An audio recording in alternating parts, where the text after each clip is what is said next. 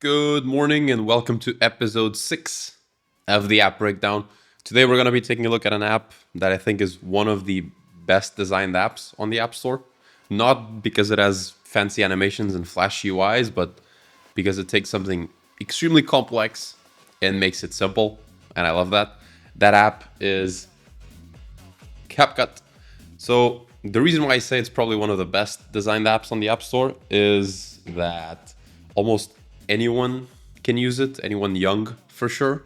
It has fundamentally changed the way online content works because it is modeled after what Capcut allows you to do. And they took concepts that were previously on desktop and very complex, like Premiere Pro, DaVinci Resolve, Final Cut Pro, and put them on the phone with things you can do with your thumbs.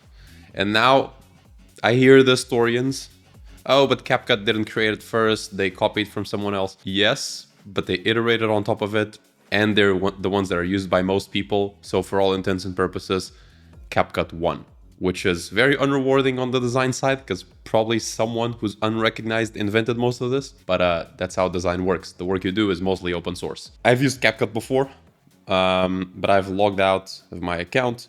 So let's go in here because the first thing I want us to look at is not this promotional screen. No, let's actually refuse this and try to log in. So we have an upsell straight away on the menu, on the profile. We go into login, and something you'll notice here is you can log in with pretty much anything. Now in this case, I'm going to be logging in with Apple to my previous account, but they do an amazing integration with TikTok. I mean, it's the same parent company, so you'd think they would. And so now I've logged into my app here. I still see the upsell card, which is normal because I'm on the free trial. I activated the free trial for the video, but I am not on the paid version. More importantly, we want to go into the edit section. Oh, the Get Desktop app for 30 days. Okay. So the edit section is what I want to focus most on because basically there are so many options. There are so many things to do here that we're not going to cover them all in this video for sure. Instead, what we're going to do is focus on what you can do when you're editing a video itself. Because I think for people like me that like complex UXs or complex actions inside very simple UIs, this bottom section is basically heaven. Actually, let's start by making a new video. So let's go new video. And I'm gonna select this, add. Okay. So this is a video I recorded with the Meta glasses. And you'll see I imported it, put it on the timeline. You can just scrub through it. I'm gonna show a lot my hands in this video, I think, because it's important. And now let's just try adding a few things. Let's try adding an overlay. So we're going to click here, overlay. Again, this is a perfect example of just nothing fancy. It's just click overlay and then add overlay. And it just opens your photos. And we're going to add, let me see, a random karting video from this weekend. This weekend I went karting. So let's add that here. It loads up the video, and then you can pretty much just pinch around. It has the snapping grids, so it's very easy to align things, which is underrated. So you can align everything very well. And then on the icon here at the bottom left, what does it do? Oh, so it just duplicates it. You'll see at the bottom it duplicated it. Actually, if I want to delete, I will tap this overlay, just press delete. Okay, now let's try making something funny. Let's make a little composition of these two videos. You can see, you can scrub here at the bottom and the videos auto play at the top, which is super important. So let's put this one here to the left, this one to the right. And again, this just highlights how easy it is to move things around. And now this aspect ratio obviously doesn't work. So I don't actually know how to change the aspect ratio. Let's see if I can find it. Oh, aspect ratio. Okay, see, I like this menu is interesting at the bottom, because for the vast majority of apps, you wouldn't want a menu that has 1, 2, 3, 4, 5, 6, 7, 8, 9, 10, 11, 12, 13 options side by side. But because this is a video editing app, like, you just want everything at your thumb. In this case, you can access pretty much all of the editing features they have in a swipe and a tap, which is incredible. So let's go aspect ratio. Oh, and I'm actually controlling the aspect ratio of just one of the compositions. Or is it of all of them? No, it's all of them. Okay, so let's do 4:3.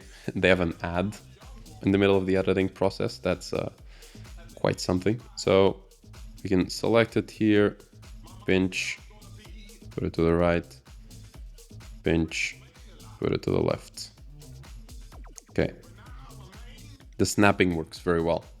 Now let's see some other features. Let's play it. And let's see some other features that we have here. So starting from the left to the right, we're going to go into edit.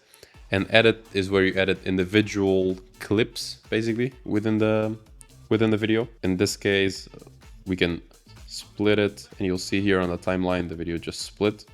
And you can very easily grab it. Now I want to undo this, undo split.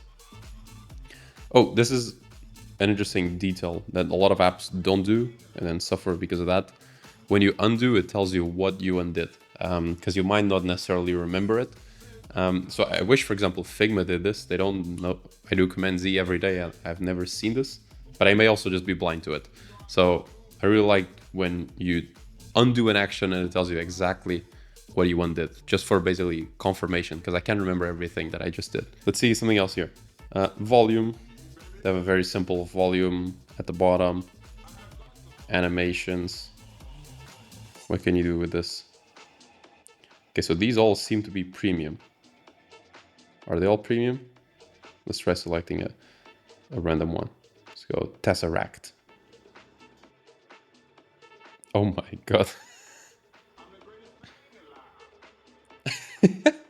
Okay, so the video now starts like this. Let's also add a funky animation to the other clip. So you just tap on the other clip, select it. Oh, in this case, it's not a clip, it's a overlay. So I wonder how that changes the menus at the bottom. Let's go animations and do another Tesseract. We're gonna do a hype video. My god. And see, like, something like this, like, you might not consider it app design, but if you wanted to do something like this on After Effects, you'd have to spend an entire day doing it, or you'd have to go on a random website and download a plugin or download a template and apply to it, and it would be like 75,000 clicks, whereas here I basically discovered it by mistake. And it's this integration of all the pieces and making them accessible very easily that I think makes this sort of app just work. So let's select the first clip again, this time go into effects, see what they have here. They have body effects, video effects, style, and AI. Let's go into video effects. And here they have basically the same like video picker that they had before. So it's actually interesting to see, like, with the amount of features they have, with as large of a feature set as this, how little components they manage to use. So everything is reproducible, basically. Okay, so for this one, let's try using... I don't even know what I'm looking at. Do a Christmas, something Christmas related. We're gonna do snowflakes. Press and hold to add to favorites. Okay, so now we have snowflakes on the left, and on the right, we're gonna have, let's see, effects. Let's try AI effects this time. Oh, you cannot apply AI effects. This video is longer than 10 seconds. Actually, let's just cut the video then. Okay, cut the video here. We trim it here. Whoop. Delete this part. And now let's apply the AI effects. Wow. So it's gonna send all my data somewhere, which is to be expected. Okay, so for the AI effects, they seem to be using something very different from what they were using before. It's honestly not as good of a menu because you lose all the context behind it. But let's see. Let's hit generate. Now we have the little representation of the AI. That's obviously a little orb with gradients inside of it. This is just the general representation of AI, which I think at least in 2026, someone is going to break this representation and then we're going to start using something else. But for now, this is what basically everyone uses. But yeah, I think that the use of AI in this way, I think it's also a good representation of why Capcut wins and will likely continue to win. Basically, there are many apps within which you can do AI edits like this one, but if they just integrated well into Capcut, why would you download a new app? It's basically the perfect monopoly on just asset creation for the internet. Okay, let's minimize this because it can do it on the background, and we have the generating thing here on top of the video. So once again, they're very strong on just confirmation of what is happening. And this time we're going to go into audio, which is another area where Capcut shines because again, they have the whole integration with TikTok. So you can just come here, and if you were on, let's say, Premiere Pro, you need to go online, find your music library, import it, check if there are copyright constraints. Like, it's a mess. Here you press sounds and you can just select any of these. Like, the difference is just night and day. The person who wants this is not the same person who's willing to go through a library or pay for music or check for copyright infringement. Just come here, select good mood. It's auto playing. It's the cringiest song in the world. Okay, let's select something else. $1 million hip hop. We're gonna go with this. Let's hit plus. The sound wave is instantly there. We want to pull it back. How can we pull it back?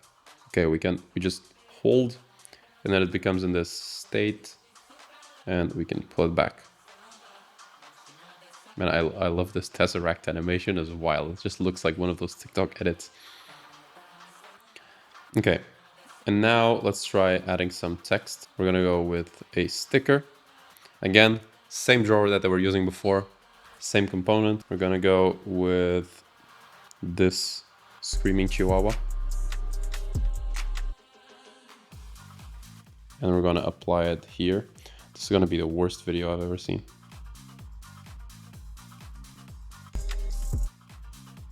Okay, hit play. Oh, and now the AI cartoon has stopped processing. So you can see my video on the right transformed into a cartoon. Okay, let's go here on text templates, see what they have. Using the same panel, they have animated text inside of it. It's just another way of just making things easy. We're gonna use the bling one, of course. Gonna go bling, wait, in caps.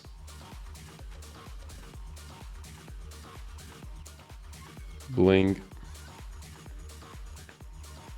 Okay, we're gonna hold it and put it in the beginning of the video with the animation, and then we're gonna cut to the chihuahua when the blink comes out. Look at this masterpiece. Boom. Okay, let's focus on the UI, focus on the UX of this. Let's try doing filters. So very similar, let's not worry about it. Let's go into adjust. So adjust is more like something you do on Snapseed. It could be an interesting app to review or to break down, where you have your brightness, contrast, and saturation. So this is it's another good example where the UI of CapCut doesn't exactly shine, because like, for example, Apple does this a lot better. Like there are Lightroom on mobile does this a lot better. There are a lot of apps that do these kinds of sliders a lot better than CapCut. But because on CapCut it is integrated into everything else and it is easy to use, they get a pass. Okay, what happens if we select layers? So we can press and drag to arrange layers.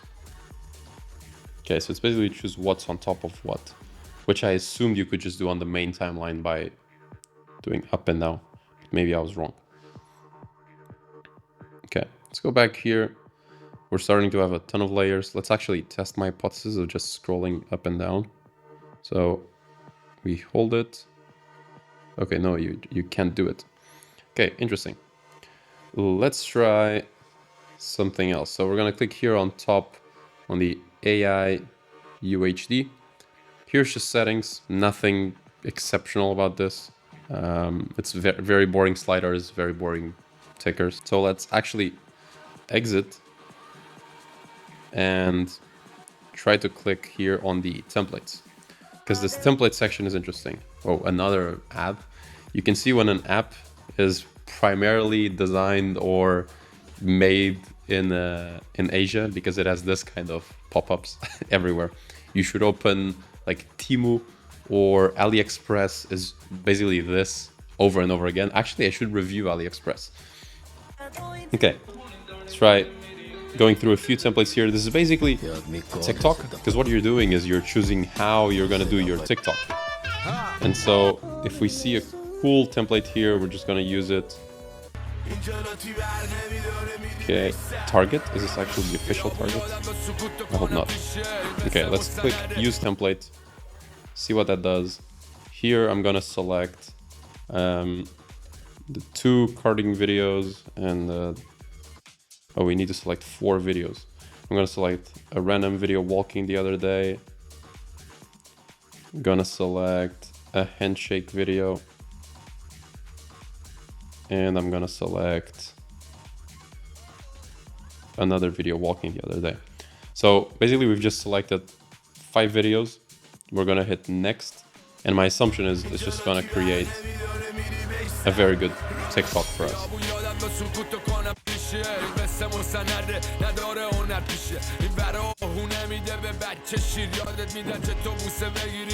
It's a bit lagged, but it's basically exactly what it is.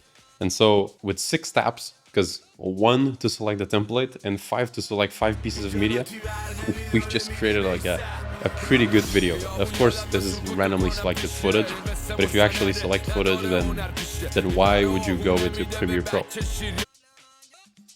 Okay, and same thing for audio. We can keep the original or we can add other audios. Now we're gonna go back and discard this. And here, let's try going into projects. So projects is just the things I've created. So it's similar to the top row section on the edit page. And here we can just jump into an old video that I made. Okay. And if we go back, let's try to see what AI Lab looks like. Is it a chat? Try it. Okay, it's chat. And this, I think I'm going to use this to ramble a bit. Capcut obviously already uses AI in a lot of their things. They do an amazing job at connecting with templates, connecting with text, connecting with sound, and their interface is very easy to use in a few taps. Why exactly would you need a chat interface on all of this? That's my question. But maybe let's try it. Actually, no, let's not try it, because these prompts are awful. I don't want Capcut to tell me the secret history of the emoji. The secrets of desert ecosystems revealed. Okay, let's actually tap on the first one. Curiosity got the best of me. My understanding is that this is going to take a while to do. So let's go back.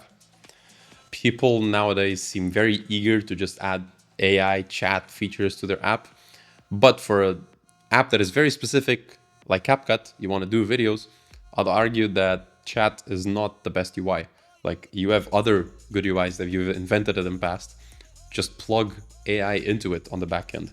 I don't want to know if it's AI. Like, I really don't care. Most of what we just saw could have been made with AI, and I wouldn't care. We've seen the edit tab. We're not going to go into all of these different tools because that would just take too long. Actually, just one more. Okay, just one more. Let's go into remove background. See what that looks like.